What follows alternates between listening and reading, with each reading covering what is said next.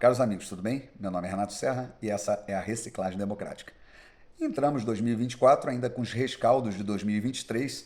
Temos muito o que comentar aí. Eu tirei um pequeno recesso, mas estou aqui de volta. Então eu pediria a você, né, que compartilhe esse vídeo, dê relevância a esse canal, se inscrevendo, comentando, compartilhando. É isso que importa. A gente tem que estar atento ao que está acontecendo, vendo diversas visões do problema para que a gente chegue a uma conclusão, ou pelo menos a nossa própria conclusão, né? E observe o que está acontecendo, que é muito grave hoje no nosso país. Dito isso, vamos aos assuntos mais relevantes destacados essa semana e esse final de ano.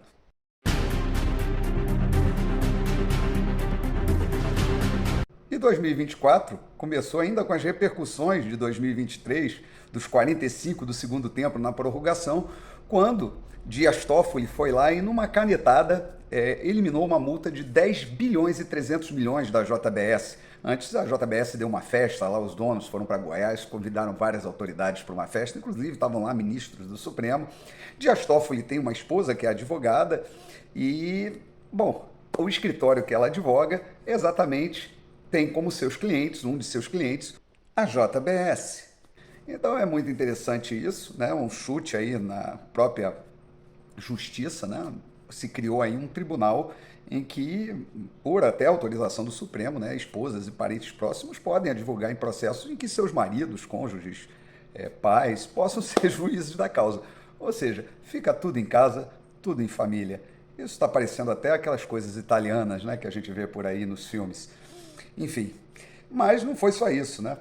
No apagar das luzes também, o governo federal, Lula, editou lá uma medida provisória, suspendendo, inclusive, os efeitos da prorrogação lá daquela isenção na folha de pagamento, né? Aquele incentivo que tem em certos setores produtivos lá, e que se chama desoneração, né? O projeto da desoneração, que foi aprovado em Congresso, foi vetado pelo Lula, o Congresso derrubou o veto, e aí veio o presidente e joga uma MP, exatamente retrocedendo a isso. Então mostra ali, obviamente, o caráter autoritário desse governo, desrespeito completo ao parlamento, mas o parlamento já está de joelho há muito tempo, é desrespeitado de todo lado, e parece que não vai se reerguer, né? No final do ano eles chegaram ainda a propor lá, passou no Senado uma PEC que limitaria, inclusive, os poderes do Supremo, as decisões monocráticas, mas já caiu lá na Câmara e o Lira disse que não tem nenhum interesse de mandar isso para frente, uma vez que ele tem rabo preso mesmo e tem processos ali arquivados dentro do Supremo que podem ser desarquivados a qualquer momento e gerar problema para ele, né? E quem quer problema com o Supremo? Mas a culpa é você, eleitor, que coloca exatamente gente lá que tem rabo preso, né? Tem rabo preso no Supremo e aí fica difícil você fazer ali um equilíbrio de poderes, né? O cara, na verdade, é subserviente ao sistema. E é isso mesmo que o sistema quer. E aí vamos falar um pouco aí de São Paulo, porque esse assunto também ganhou contornos nacionais por causa da figura do padre Lancelotti, né, que é um benemérito aí, vamos dizer, uma pessoa que tem um trabalho social fantástico ali. Ele é uma pessoa, você vê pelo caráter da própria pessoa, que ele é uma pessoa boa, preocupada com os mais pobres, né, com os miseráveis. Ele realmente bota a mão na massa, vai lá. Mas também é um padre que se conhece pelas declarações assim polêmicas, do seu posicionamento de esquerda, claro. Então fica muito difícil, né, você fazer ali vamos dizer, como julgar padre Lancelotti, né? A questão é a seguinte: foi proposto uma CPI em São Paulo pela Câmara dos Vereadores exatamente para investigar essa política de redução de danos, né? Que várias ONGs vão para lá fazer redução de danos.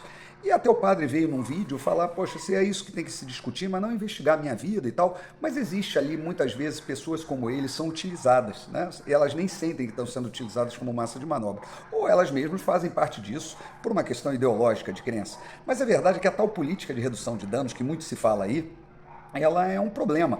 Porque é o seguinte, vamos ver assim, a zona de conforto, né, de um usuário de crack. Se você der para ele uma pedra e uma cartolina para ele deitar no chão e dormir, aquilo para ele é suficiente. Ele não precisa de mais nada disso. Aí você vai para uma zona dessa, você fica compadecido com a situação miserável de um usuário de crack, isso realmente compadece qualquer ser humano, e aí você entra e o que você faz? Você dá comida, você dá roupa, você dá para ele cachimbo, para ele fumar crack, seringa para ele se aplicar, afinal de contas você quer reduzir danos, né? E aí o que você faz? Na verdade, em vez de você resolver o problema, você começa a ampliar esse problema. Porque no momento que as pessoas veem que naquele local ela pode usar sua droga, que ele vai ter uma assistência, né? Ele vai receber uma comida, um prato de comida, ele vai receber um café da manhã, ele vai receber uma coberta quando tiver frio e tal. Você não vai reduzir dano, você vai ampliar o dano. Você não pode fazer uma política de redução de danos se você não tiver ao mesmo tempo uma política para retirar o cara de lá. Né, para retirar dessa condição miserável. Então vai ter muita gente que não vai conseguir sair dessa condição. E ela não pode ficar nessa situação. Né? Englobando assim, aglomerando várias pessoas, né? Criando uma sociedade paralela de zumbis que vão ser administradas então por essas ONGs. E essas ONGs passam a ganhar muito dinheiro, muita relevância política, porque obviamente o usuário de crack também vota, né? O drogado também vota. E aí, talvez não seja tão interessante diminuir esse público, afinal de contas, né, a esquerda usa muito da miséria para obter votos. E quando ela perde miseráveis, ela perde pessoas que se deixam de ser ignorantes, né, começam a ficar letradas, ganham um salário maior e tal, segundo o próprio presidente, param de votar na esquerda. Então, qual é a solução que muitos veem? Não, vamos manter esse pessoal miserável. Então, a investigação junto às ONGs, junto ao padre Júlio Lancelotti, para mim ela é bastante saudável. Eu torço aí pela inocência do padre, sem dúvida nenhuma, mas é fato que se trata de uma figura polêmica, com declarações que eu não concordo, mas eu quero crer que seja uma pessoa boa. Bom, seguindo na questão da manipulação, também vindo do ano passado, né, uma menina que morreu antes do Natal, né, um assunto escandaloso aí que envolveu uma página de fofocas da internet. Eu cheguei até a comentar isso no meu último vídeo do ano, se eu não me engano. E, bom, a coisa desgringolou de um jeito que eu não esperava e isso me abriu muito bem os olhos, né? E começou com uma fala do Whindersson que eu não entendi muito bem, né? E aí veio um youtuber, Daniel Feltrin, que foi o cara que fez, realmente, ele criou uma matéria, uma reportagem digna ali dos melhores momentos do Fantástico no passado, do Globo Repórter, com uma edição de vídeo primorosa e com uma sequência de análise de fatos e pesquisa, que começou que se você ainda não entendeu o problema, é bom você entender. Acontece que o grande fenômeno da internet para os grandes veículos de comunicação foi a perda exatamente do poder de edição. Ou seja, só entrava no ar, só virava notícia aquilo que os grandes veículos de mídia, eles pautavam, tá certo? Então eles pautavam a opinião pública. Né? Não existia, vamos dizer, opinião pública. O que existia era opinião publicada. E daí havia repercussão. E o que acontece com essa agência Mind? Né? O que se percebeu com relação a isso? É que esses influencers, no final das contas, se eles conseguissem agrupar isso tudo num lugar só, né, e formar esse, vamos dizer, esse casting, né, de influencers com vários milhões de seguidores, eles recuperariam esse poder de edição. Tendo a agência como, vamos dizer, como foco central da notícia. Ela joga o que elas querem que ganhe repercussão, distribuem por vários influencers e aquilo ganha repercussão. Essa fofoca aí do Whindersson com essa menina que acabou em tragédia era só um balão de ensaio. Você imagina esse poder, né, na influência política, na influência do dia a dia, na influência da opinião. Como é que isso não acontece? Como é que isso não difunde hoje nas redes? Então isso é perigosíssimo. A gente viu que tem várias empresas por trás disso que têm interesses, sim, exatamente em pautar o debate público. E estavam fazendo, e eu acredito que isso não morra, né? Isso vai ressurgir na própria Mind e em outras agências, exatamente essa dinâmica. E você tem que conhecer essa dinâmica. Você tem que saber o que está por trás disso. Que não há inocência nesse meio. Inclusive, os financiadores, se você for lá atrás de quem compra, quem financia, em que grupos e quem vai botar dinheiro nisso, você vai chegar em grandes fundos internacionais que querem exatamente dominar a narrativa que foi perdida pela grande mídia, né? Que está em crise. Crise, inclusive, de credibilidade, porque ela rasgou o véu, inclusive aqui no Brasil, ela se posicionou claramente, politicamente assim, fingindo uma certa neutralidade, mas claramente apoiando a volta de um sistema exatamente que transfere dinheiro público para empresas privadas, para o capital privado, para o grande capital privado. Né? E aí a gente bota bancos, Rede Globo e outros mais, né? Que exatamente bebem desses contratos públicos. Então, cara, se você ainda não entendeu que você é manipulado, eu às vezes acho assim que eu não sou, mas eu sou a todo momento manipulado, tem que ter mais atenção e mais crítica naquilo que você vê, porque isso é só o começo e isso não vai morrer por aí.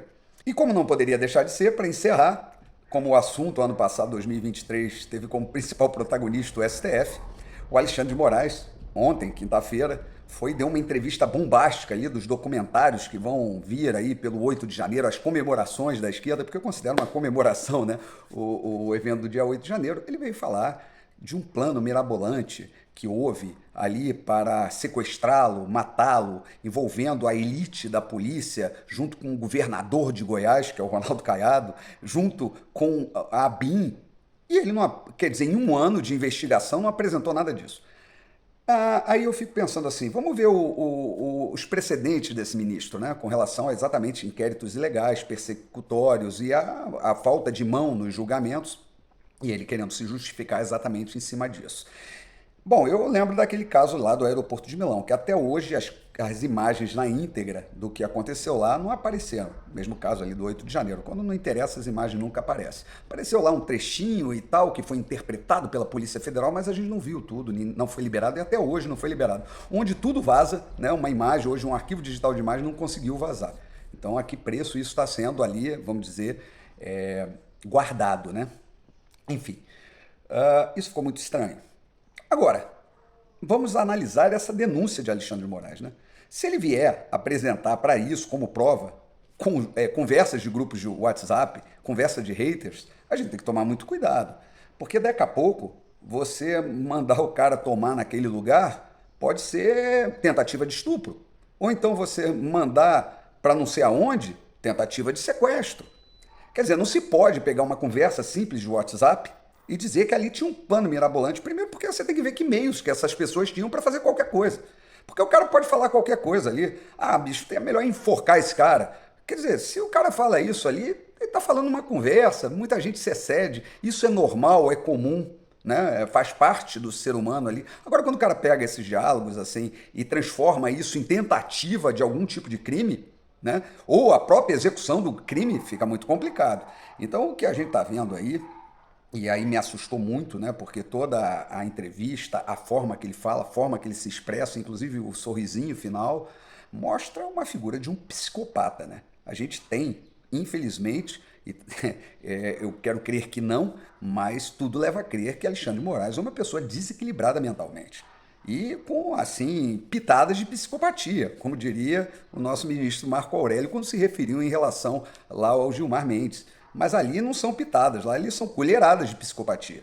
Então tudo isso que foi falado, é bom ele ser provado, porque ele envolveu a ABIN, Agência de Inteligência, ele envolveu forças especiais da polícia, envolveu um governador nisso. Não dá para fazer isso com conversa de WhatsApp, isso daí é muito sério, ele tem que ter provas conclusivas. E a Gestapo do Alexandre de Moraes, ela está lá toda ativa, inclusive disse que essas provas vão aparecer, né? Só que em um ano de investigação a gente não viu nada disso, né? Então, diálogos de haters não podem ser consideradas como prova, nem pessoas desequilibradas falando besteira, nem mesmo pessoas imprudentes e burras que foram lá quebrar o Congresso e tal, na esperança de uma solução, um contragolpe, né? Que foi dado exatamente pelo sistema, utilizando todas as armas que tinham, né?